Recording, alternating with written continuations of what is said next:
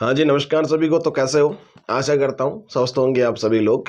आज का जो अपना सेशन होने वाला है वो तमाम तरीके से आपके आचार संहिता, जो चुनाव है, इलेक्शन है, उसको लेकर के पूरी चीज़ों पर अपन डिस्कस करने वाले हैं। मोटे तौर पे जितने भी एस्पिरेंट्स हैं, जहाँ जहाँ से जिस जिस पंचायत से आप देख रहे हैं वहाँ से आप कमेंट कर सकते हैं, ठीक है। अब पंचायत चुनाव को लेकर के आपको पता है पक्ष विपक्ष दोनों ही अच्छी तरीके से भिड़ंत में चल रहे हैं आजकल। जब कैबिनेट की मीटिंग होती है तब कभी योग्यता में बदलाव करते हैं, कभी योग्यता को हटाते हैं। फिर इसमें ये बोलते हैं कि दो बच्चों जिनके दो बच्चे हो रखे हैं वो कभी इलेक्शन नहीं लड़ेंगे, उनको 10th चाहिए, वो चाहिए, क्वालिफिकेशन चाहिए। कुल मिला के बात यही है मित्र कि भाई गुमराह करने का काम है, ठीक है। कि भाई ठीक है, एक बार तो बोलते हैं कि भाई आपको अप्रैल से डेडलाइन दी हुई है, आप सबको पता है कोर्ट के द्वारा डेडलाइन दी गई है कि भाई आपको कब तक 15 अप्रैल से पहले पहले संपन्न करने हैं आपके जो इलेक्शन है वो, ठीक है। अब देखना ये होगा कि भाई क्या सरकारें, मेन रोड़ा कहीं नहीं बन रहा है। मेन रोड़ा है जो पक्ष की सरकार है ना, वही रोड़ा है।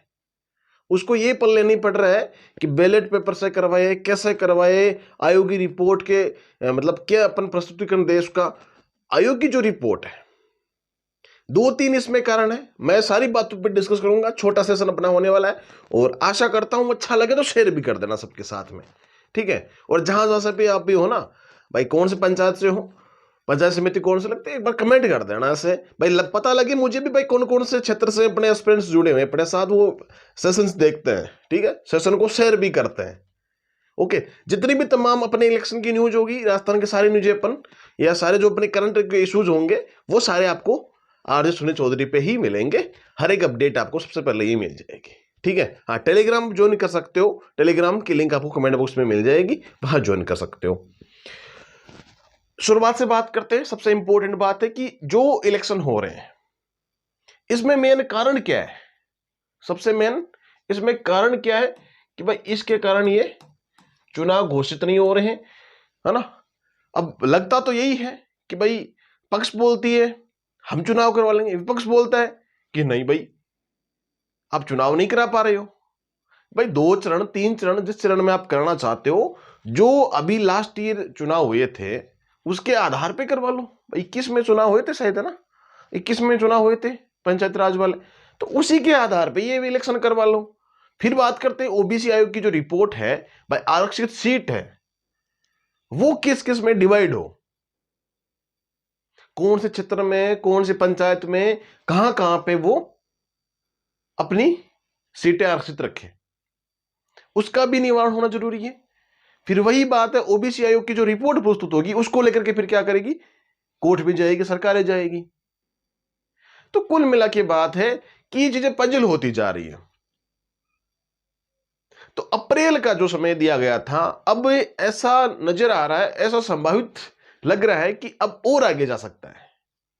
भाई कोर्ट में तो सरकारें, आपको पता है सरकारें कैसे चलती है, कोर्ट में क्या क्या बहाने बना लेती है।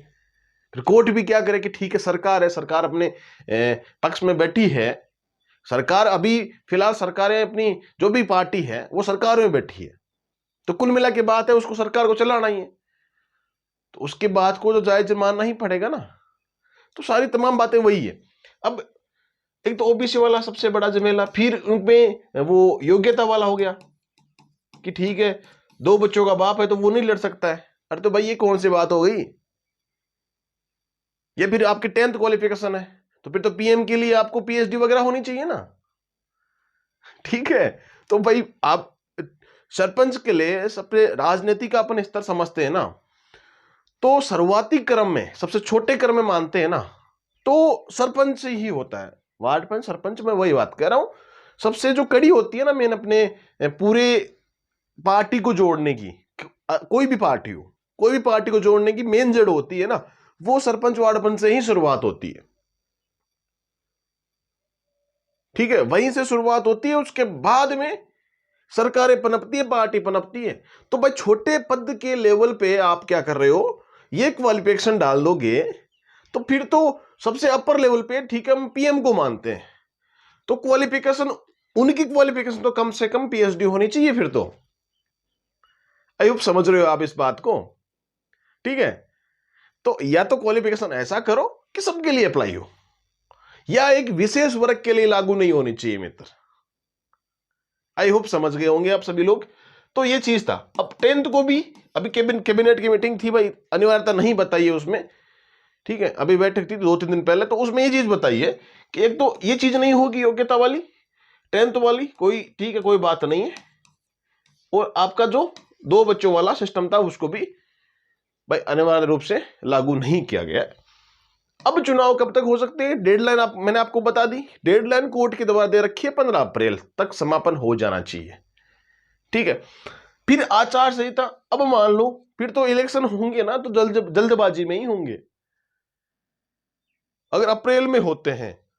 देखो एग्जाम्स की बात करता हूं क्योंकि मेरे साथ बहुत सारे एस्पिरेंट एग्जाम वाले जुड़े हुए हैं, तो मैं आपके बारे में थोड़ा सा बताऊं ना आपके लिए। तो उसमें ऐसा हो सकता है कि अप्रैल में जो भी एग्जाम्स हैं, XYZ कोई भी एग्जाम्स है ना, वो इलेक्शन के वजह से आगे जा सकती है, ठीक है। और ऐसा ही वाले एस्पिरेंट्स वीडियो देख रहे हैं ना, उनके लिए एक पूरा का पूरा वीडियो, कंप्लीट वीडियो, एक अलग सेशन अपना हो जाएगा, तो आप उसको देख लीजिएगा, आपके समझ में वो अच्छे तरीके से आ जाएगा, ठीक है मित्र। तो चुनाव अब कब तक हो सकता है मैंने आपको बता दी, आचार संहिता से 30-40 दिन पहले आपकी आचार संहिता लग जाएगी, चुनाव से पहले, सॉरी, ठीक है। और आप सबकी क्या राय है योग्यता को लेकर के, इलेक्शन को लेकर के, सारी चीजें सब कुछ डिस्कस अपन आप कमेंट बॉक्स में कर देना, फिर उसके आधार पे आपको मैं एक नए सेशन के बारे में बता दूंगा। अभी तक कोई चीज की ऐसे नहीं हुई है भाई, आयोग रिपोर्ट प्रस्तुत कर रहा है, अब 5-6 मार्च तक शायद उसकी जो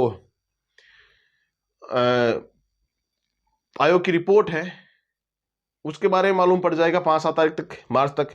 जैसे कोई अपडेट आएगी आपको व्हाट्सएप चैनल पे डायरेक्ट डाल दी जाएगी, लिंक आपको कमेंट बॉक्स में मिल जाएगी, वहां से आप डायरेक्ट ग्रुप में ज्वाइन हो सकते हो, ठीक है। जो भी छोटी मोटी अपडेट्स आपको इलेक्शन संबंधित, राजस्थान करंट इश्यू संबंधित सारी चीजें आपको एक जगह मिल जाएगी, आप वहां देख सकते हो, ठीक है भाई। ये तो इलेक्शन की बात हो गई। फिर बात, कोई भी एस्पिरेंट है वो अगर प्रिपरेशन कर रहा है राजस्थान सीईटी की, लेब की, XYZ कोई भी वैकेंसी की, तो आप current affair mind zone education play store पर एप्लीकेशन है, डिस्क्रिप्शन बॉक्स में सारी लिंक्स पड़ी है, एप्लीकेशन की लिंक है, जाओ अपडेट करो एप्लीकेशन को और इंस्टॉल कीजिएगा, ठीक है। पहले बार इंस्टॉल करिए तो वैसे ही आपको अपडेट किया हुआ वर्जन ही मिलेगा, वरना आप अपडेट कर लीजिएगा।